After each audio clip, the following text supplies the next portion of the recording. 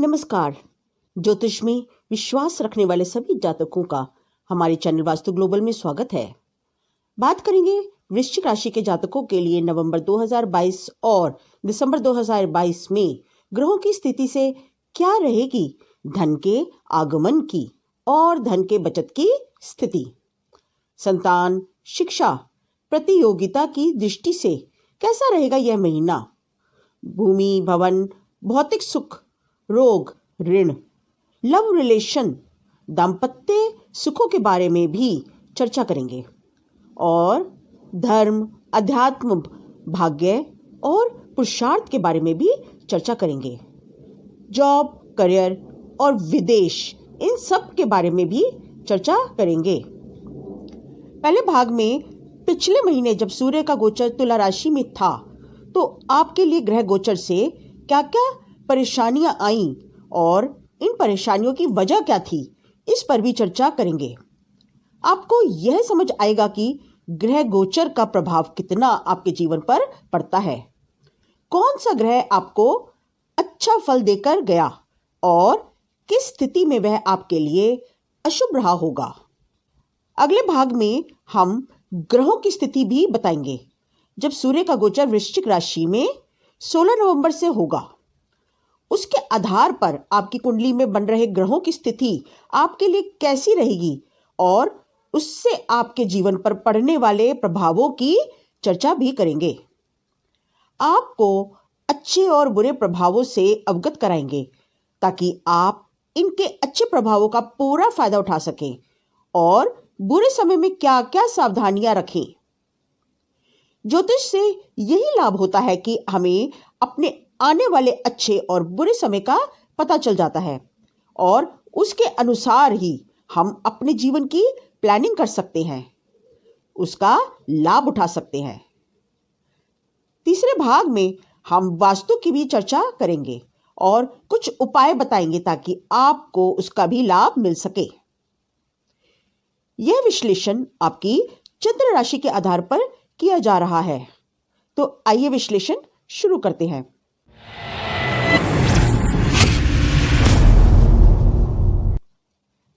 पहले बात करेंगे कि पिछले महीने जब सूर्य का गोचर तुला राशि में था तब ग्रहों की स्थिति से आपके जीवन पर इसका क्या प्रभाव पड़ा, ताकि आपको समझ आ सके कि ग्रहों से आपके जीवन पर क्या क्या प्रभाव पड़ते हैं और किन किन क्षेत्रों में यह आपको प्रभावित कर सकते हैं। यह है वृश्चिक राशि के जातकों की अक्टूबर नवंबर 2022 की कुंडली जब सूर्य का गोचर तुला राशि में था। यह विश्लेषण हम गोचर कुंडली के आधार पर कर रहे हैं। देखिए, एक होती है जन्म कुंडली और एक होती है गोचर कुंडली। जन्म कुंडली जन्म के समय या काल में जो ग्रहों की स्थिति होती है उसको दर्शाती है। वह ग्रह स्थिति जातक में विद्यमान ऊर्जा व रश्मियों की स्थिति व मात्रा की जानकारी देती है। जन्म पत्रिका हमें दो तरह की जानकारी देती है। एक, जातक को जन्म के समय क्या मिला, क्या है उसके भाग्य में। दूसरा, जीवन यात्रा की दिशा, गति और समय अनुसार यात्रा में आने वाले उतार चढ़ाव की संभावनाओं की व्याख्या करती है। जन्म पत्रिका से महादशा, अंतरदशा, प्रत्यंतर दशा, सूक्ष्म दशा और प्राण दशा का भी विश्लेषण किया जा सकता है। दूसरी होती है गोचर कुंडली। गोचर कुंडली में वर्तमान में ग्रहों की स्थिति के आधार पर फल कथन किया जाता है। अब हम ग्रहों की स्थिति को समझेंगे जो इस महीने आपके गोचर कुंडली में बन रही है। आपके लगन के स्वामी है मंगल देव। मंगल का गोचर इस महीने आपकी कुंडली के सप्तम भाव में हो रहा है, तो अब हम इसी का ही विश्लेषण करेंगे। पर पहले हम बात करेंगे कि अक्टूबर के महीने में जब सूर्य का गोचर तुला राशि में था तब ग्रह गोचर से आपके जीवन में क्या क्या परेशानियां आई होंगी। किसी भी जातक के जीवन में सबसे अधिक लगन के स्वामी का प्रभाव होता है, क्योंकि लगन भाव से आपके व्यक्तित्व, व्यवहार, वाणी और स्वास्थ्य का विचार किया जाता है। जीवन में किन क्षेत्रों में सफलता मिलेगी, इसका भी विचार लगन भाव से किया जाता है। और लगन भाव के स्वामी है मंगल देव। मंगल का गोचर अक्टूबर माह में अष्टम भाव में था और बुध की राशि में। ज्योतिष शास्त्र में मंगल और बुध को नैसर्गिक शत्रु माना जाता है। मंगल के बुध की राशि में गोचर करने से मंगल पीड़ित हुए। मंगल के पीड़ित होने से, क्योंकि आपके राशि के स्वामी मंगल है, तो आप खुद भी पीड़ित हुए। पीड़ित होने पर मंगल व्यक्ति को कमजोर बना देते हैं, कार्यों को बिगाड़ देते हैं। जब व्यक्ति अपने आप को कमजोर स्थिति में पाता है तो उसे क्रोध बहुत आता है। क्रोध के कारण बिना वजह के विवाद होते हैं और शत्रुता बढ़ती है। तो इसके प्रभाव से आपके साथ भी ऐसा ही कुछ हुआ होगा। मंगल छठे भाव के भी स्वामी है, जो कि रोग, ऋण और शत्रुता का होता है। और क्योंकि मंगल पीड़ित है तो आप भी रोग से परेशान हुए होंगे, शत्रुता भी बड़ी होगी और हो सकता है आपको कर्ज भी लेना पड़ा हो। यहां केतु की दृष्टि भी मंगल पर पड़ रही थी। केतु का व्यवहार मंगल जैसा ही होता है।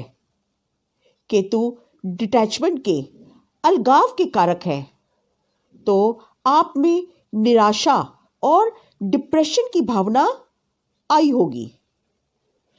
ऐसे में जातक हताश हो जाता है और उसे लगता है अब कुछ नहीं हो सकता। उत्साह की कमी रहती है और जातक सोचता है मैं अब कुछ नहीं कर सकता। निराशा के कारण मन नहीं लगता। तो ये सब समस्याएं आपके साथ आई होंगी। मंगल अष्टम भाव में है और अष्टम भाव कष्टों का होता है। तो मंगल के अष्टम भाव में अशुभ होने के कारण, मंगल के पीड़ित होने के कारण आपको तरह तरह के कष्ट झेलने पड़े होंगे। हाई ब्लड प्रेशर, नेत्र कष्ट, बड़े भाई से अनबन, गठिया जॉइंट पेन, एक्सीडेंट, चोट लगना, फोड़े फुंसी निकलना या बार बार बुखार आना, ये सब समस्याएं आई होंगी। यदि ऐसे में जन्म कुंडली में मंगल की स्थिति ज्यादा ही खराब हो तो किडनी में पथरी की समस्या भी हो सकती है। लेकिन ऐसा सबके साथ नहीं होता। जिसकी मंगल की महादशा या अंतरदशा चल रही हो और उसकी जन्म कुंडली में मंगल पीड़ित हो, तो उस जातक पर इन सब का प्रभाव अधिक पड़ता है। मंगल के प्रभाव से धन संचित भी नहीं हो पाता, उसमें बाधा आती है, क्योंकि यहां मंगल की दृष्टि धन के भाव पर पड़ रही है। सेकंड हाउस धन का भाव होता है। प्रॉपर्टी को लेकर कोई विवाद हुआ होगा। आत्मविश्वास में कमी, घबराहट और लगातार सिरदर्द की शिकायत रहती है। मंगल के परम शत्रु हैं शनि, और शनिदेव 23 अक्टूबर से मार्गी हो चुके हैं। शनि का गोचर आपके पराक्रम भाव में हो रहा है। शनि आलस्य के कारक है। शनि स्वयं कष्टों के कारक है और ऐसे में शनि जब वक्री की अवस्था में थे तो ऐसे में शनि का प्रभाव ठीक नहीं होता। आपके अंदर काम करने की इच्छा ही नहीं होती, परिश्रम करने की क्षमता नहीं होगी, आलस्य बड़ा होगा, काम में मन नहीं लगा होगा। काम आपने यदि कोई शुरू करा भी होगा तो उसे मध्य में ही छोड़ दिया होगा, आधा अधूरा करके ही छोड़ दिया होगा। शनि की दृष्टि भाग्य भाव पर पड़ रही थी तो भाग्य का भी सपोर्ट आपको नहीं मिला होगा। शनि की दृष्टि पंचम भाव पर भी पड़ी तो शिक्षा और प्रतियोगिता के क्षेत्र भी प्रभावित हुए होंगे। ऐसे में संतान को भी कोई न कोई कष्ट होता है। शनि की दृष्टि 12वें भाव पर पड़ी, जहां पर केतु का गोचर हो रहा है, तो विदेश से संबंधित कार्यों में बाधा आई होगी। यदि आप विदेश से संबंधित कोई एक्सपोर्ट इंपोर्ट का व्यापार करते हैं तो वह कार्य ही आपका स्थगित हो गया होगा या धन का आगमन रुक जाता है। ऐसे में पेमेंट फंस जाती है। यदि आपने विदेश जाने के लिए वीजा अप्लाई किया होगा तो वह भी कैंसिल होने के चांसेस अधिक रहते हैं। और क्योंकि शनि की दृष्टि 12वें भाव पर पड़ रही है, तो 12वां भाव हॉस्पिटल कोर्ट का होता है, तो हो सकता है आपके डॉक्टर के चक्कर लगे हों। दवाइयों का भी मल्टीप्लिकेशन हो जाता है। इस गोचर में मंगल भी अशुभ थे, तो हो सकता है आपका किसी से वाद विवाद हुआ हो और वह लड़ाई झगड़े तक पहुंच गया हो। तो अशुभ मंगल के कारण कोर्ट कचहरी के चक्कर भी काटने पड़ सकते हैं। शुक्र का गोचर आपकी कुंडली के 12वें भाव में हो रहा था। शुक्र 12वें भाव में अति विशिष्ट कारक होते हैं, यानी 12वें भाव के प्रभाव को बहुत अधिक बढ़ा देते हैं। 12वां भाव खर्चों का है, विदेश का है, विदेश यात्राओं का है, विदेश से धन की प्राप्ति का है। अब यहां पर शुक्र खर्चे बढ़ा देंगे, लेकिन शुक्र धन वैभव के कारक हैं, ऐश्वर्य और भोग के कारक हैं, सुख और लग्जरी के कारक हैं। तो आप जो खर्चे करेंगे वह लग्जरी पर होगा। आप सुखों के साधनों को खरीदेंगे। यदि आप महिला हैं तो jewellery, branded dresses, cosmetic, perfumes, घर की सजावट का सामान जैसे महंगा फर्नीचर, कर्टन्स, यह घर की रेनोवेशन भी आप करा सकती हैं। हो सकता है इस गोचर में आप इलेक्ट्रॉनिक आइटम जैसे एलईडी, फ्रिज, वॉशिंग मशीन, कुछ भी ब्रांडेड इलेक्ट्रॉनिक आइटम जो आपके लिए सुखों के साधन है, आप खरीदेंगी। 12वां भाव विदेश यात्रा का भी होता है, तो हो सकता है आप हवाई यात्रा भी कर सकते हैं। सूर्य का गोचर 12वें भाव में हो रहा है। हमने पिछली वीडियो में आपके लिए यह माह अति कष्टप्रद बताया था। सूर्य के कारण यदि आप विदेश जाते हैं तो आपको विदेश में असफलता प्राप्त होती है। विदेश में रोग से ग्रस्त और धन नाश होने के चांसेस भी होते हैं। तो यह सब होता है आपके ग्रहों के कारण। गोचर में ग्रह आप पर जो प्रभाव डालते हैं, हमने इसका ही विश्लेषण आपके लिए यहां किया है।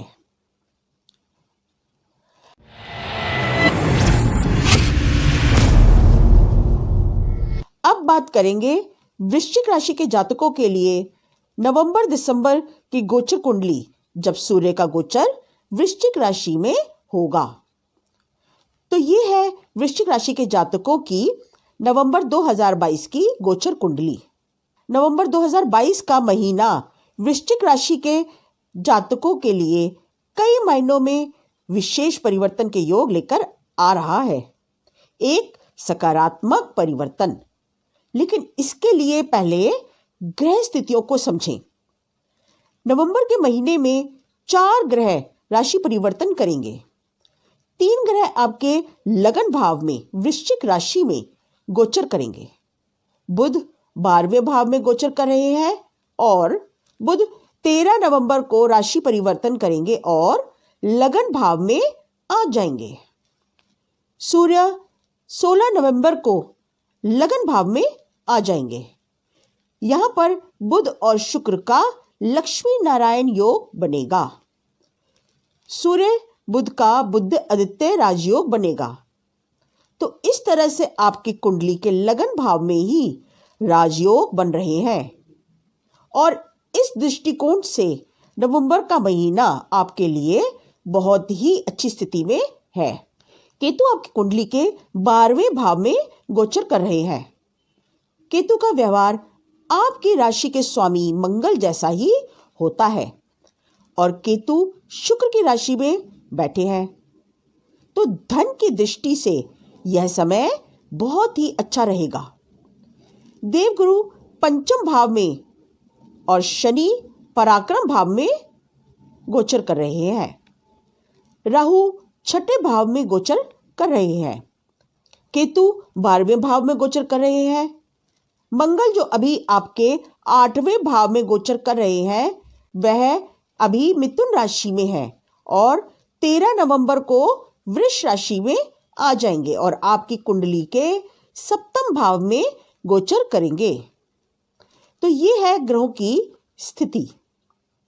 13 नवंबर को बुध आपके लगन भाव में और 11 नवंबर को शुक्र आपके लगन भाव में आ जाएंगे और इन दोनों से आपके लगन भाव में लक्ष्मी नारायण योग बनेगा।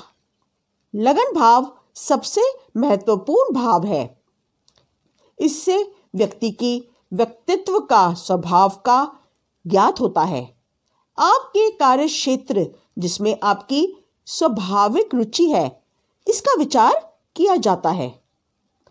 शुक्र का गोचर जब आपके लगन भाव में होगा तो आपकी वाणी में मधुरता आएगी, सामने वाला आपकी तरफ आकर्षित होगा। मंगल उग्रता के कारक है, लेकिन शुक्र के लगन भाव में गोचर से आपके स्वभाव में एक बदलाव आएगा। आप किसी भी बात को लड़ाई झगड़े तक नहीं पहुंचने देंगे, उसको बातचीत करके ही सुलझाएंगे। अपनी तर्कपूर्ण वाणी से अपनी बात को समझाने में सफल होंगे और सामने वाला आपका कायल हो जाएगा। आप उसको अपना मित्र बना लेंगे। बुध यहाँ शुक्र के साथ गोचर कर रहे हैं, तो दोनों का जो लक्ष्मी नारायण योग बन रहा है उसके प्रभाव से आपका व्यापार भी प्रभावित होता है। शुक्र सप्तम भाव के स्वामी है और शुक्र सप्तम भाव पर दृष्टि भी डालेंगे, तो ऐसे में आपके लव रिलेशंस को मजबूती प्राप्त होगी। दाम्पत्य सुखों में वृद्धि होगी। पार्टनरशिप में, व्यापार व्यवसाय में उन्नति होगी और इस बात के प्रबल योग है क्योंकि सूर्य की दृष्टि भी पड़ेगी, तो कार्य क्षेत्र पर आपके सहयोगियों से आपके रिलेशन बहुत अच्छे हो जाएंगे और हो सकता है किसी सहकर्मी से आपके रिलेशन स्ट्रांग हो जाए और विवाह में परिवर्तित हो जाएं। आप यदि टीवी सीरियल निर्माता हैं या उसमें कोई कार्य करना चाहते हैं तो आपको सफलता प्राप्त होगी। तो सूर्य का यह गोचर वृश्चिक राशि में आपके लिए शुभप्रद रहेगा। कुंडली का जितना लगन भाव इंपॉर्टेंट होता है उतना ही सप्तम भाव भी, क्योंकि यहां से गृहस्थ जीवन की शुरुआत होती है। सप्तम भाव में यदि शुभ ग्रह गोचर करते हैं तो आपका वैवाहिक जीवन बहुत ही सुखद बना देते हैं, लेकिन यदि सप्तम भाव में कोई अशुभ ग्रह स्थित हो तो वह आपके शादीशुदा जीवन पर नेगेटिव प्रभाव डालते हैं। सप्तम भाव से यह पता चल जाता है कि आपका जीवन साथी कैसा होगा, उसका रंग, रूप, स्वभाव कैसा होगा। यह इस बात पर भी डिपेंड करता है कि आपका सप्तम भाव कैसा है। देवगुरु बृहस्पति का गोचर आपके पंचम भाव में हो रहा है। बृहस्पति धन भाव के भी स्वामी है, तो स्टूडेंट्स के लिए यह गोचर बहुत ही उत्तम रहने वाला है। विदेश में शिक्षा के लिए जा सकते हैं। स्टूडेंट्स चाहे तो पढ़ाई के साथ साथ कोई पार्ट टाइम जॉब भी कर सकते हैं, क्योंकि ऐसे में देवगुरु की कृपा से इस योग के बनने पर शिक्षा के साथ साथ धन की प्राप्ति भी होती है।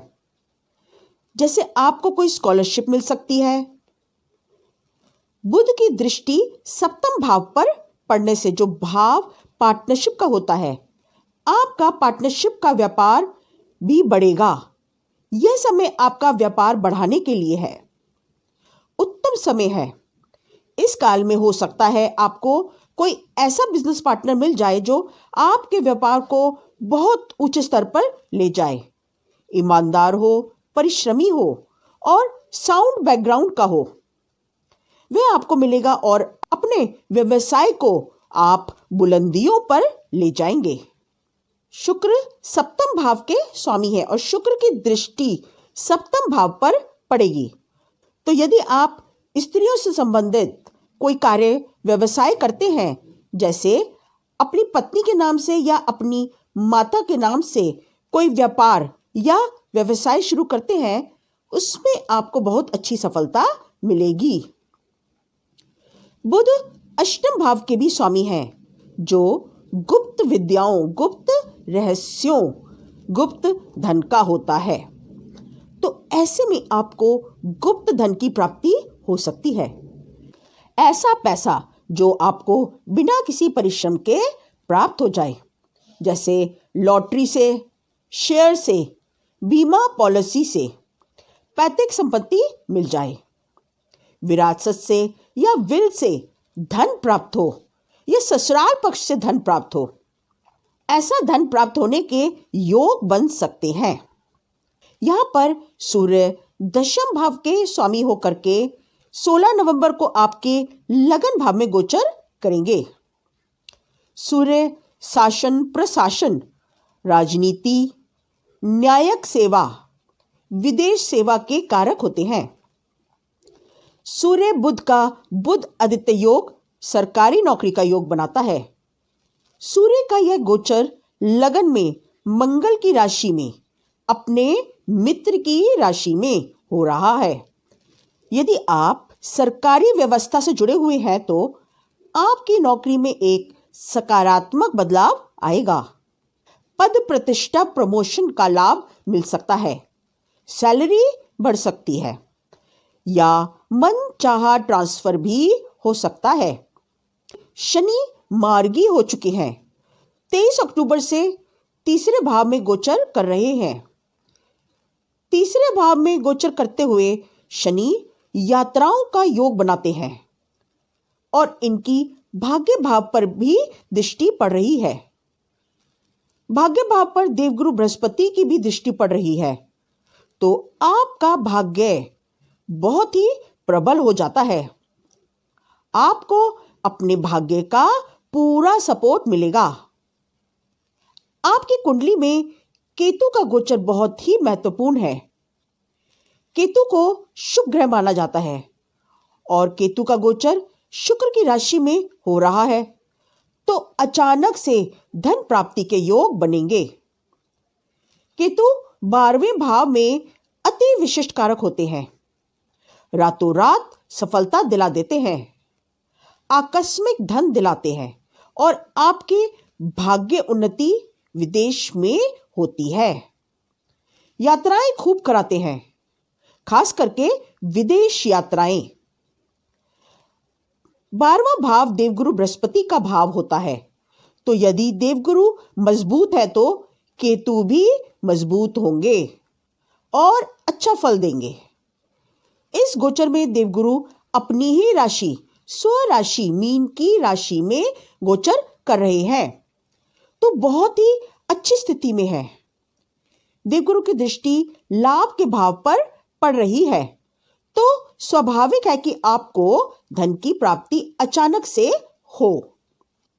12वें भाव में केतु राजाओं के समान ऐश्वर्य और सुख की प्राप्ति कराते हैं, जीवन में बुलंदियों पर पहुंचा देते हैं। ऐसे जातक को संतान की प्राप्ति होती है, जीवन में तरक्की होनी शुरू हो जाती है। 12वें भाव में केतु का इतना अधिक प्रभाव होता है कि ससुराल पक्ष की भी तरक्की करा देते हैं और हर तरह से सुख समृद्धि प्राप्त होती है। शनि पराक्रम भाव में मार्गी हो गए हैं। शनि मकर राशि में अपनी स्वराशि में मार्गी हो गए हैं और इनके प्रभाव से आपके सभी रुके हुए काम अब पूरे होंगे।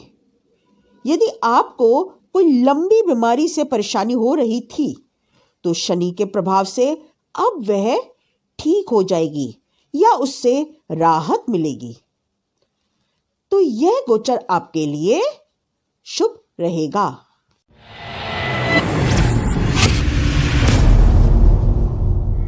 अब बात करते हैं वास्तु की।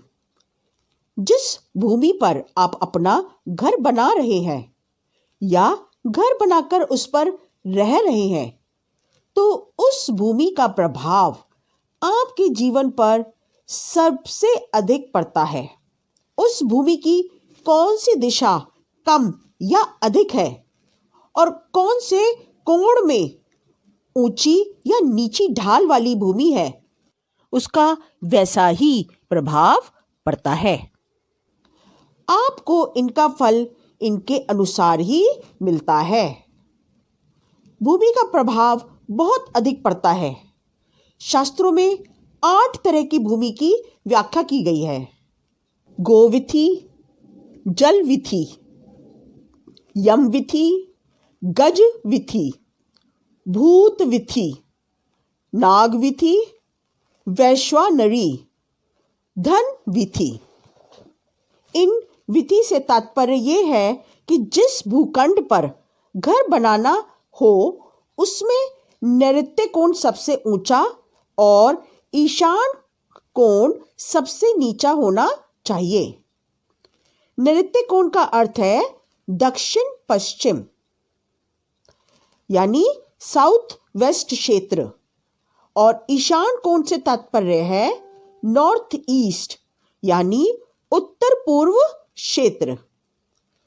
घर में एनर्जी ईशान कोण की तरफ से आती है तो सबसे अधिक प्रभाव उस क्षेत्र का पड़ता है जिस तरफ से घर में एनर्जी आती है, क्योंकि वह हमें सबसे अधिक प्रभावित करती है। हमारे शरीर में, हमारे घर में रखी वस्तुओं पर इसका प्रभाव पड़ता है। पर्दे, दीवारें, इन सब पर ईशान से आने वाली एनर्जी का पॉजिटिव प्रभाव पड़ता है और यहाँ एकत्रित होने वाली एनर्जी हम पर ऐसा ही प्रभाव डालती है। हम भी पॉजिटिव होते हैं, परंतु यदि यही ढलान दक्षिण पश्चिम यानी नैऋत्य कोण की तरफ होगी तो यह एनर्जी घर में एकत्रित नहीं हो पाएगी और घर में इसके कारण दीवारों का फटना, जमीन का फटना, घर में रखी सभी सजावट की चीजें बहुत जल्दी पुरानी सी लगने लगती हैं या उनकी टूट फूट हो जाती है। ऐसे घर में सोने से हमारे में नेगेटिविटी बढ़ जाती है, सोचने समझने की शक्ति खत्म हो जाती है। जब हम सोकर उठते हैं तो शरीर थका थका सा रहता है और कुछ घरों में तो देखा गया है कि भयंकर बीमारी भी ऐसे वास्तु में लग जाती है।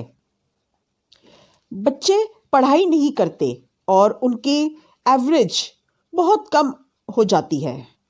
तो घर बनाने से पहले इन 8 विधियों पर ध्यान देना विशेष आवश्यक है। हमारी कोशिश रहती है कि हम आपको वास्तु के हर एक छोटी से छोटी जानकारी प्राप्त कराएं ताकि आप उसका पूरा लाभ उठा सकें।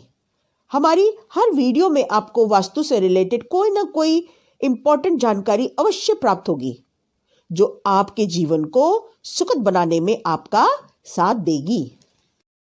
आशा है आपको हमारी यह वीडियो पसंद आई हो। वीडियो को लाइक करें और शेयर भी करें ताकि सब तक ये जानकारी पहुंच सके। हमारे चैनल वास्तु ग्लोबल को सब्सक्राइब करें ताकि हमारी आने वाली हर नई अपलोडेड वीडियो आप तक सबसे पहले पहुंचे। अगली वीडियो में बात करेंगे धनु राशि के जातकों के लिए कैसा रहेगा नवंबर-दिसंबर 2022 का महीना ग्रह गोचर की स्थिति से। तब तक के लिए नमस्ते।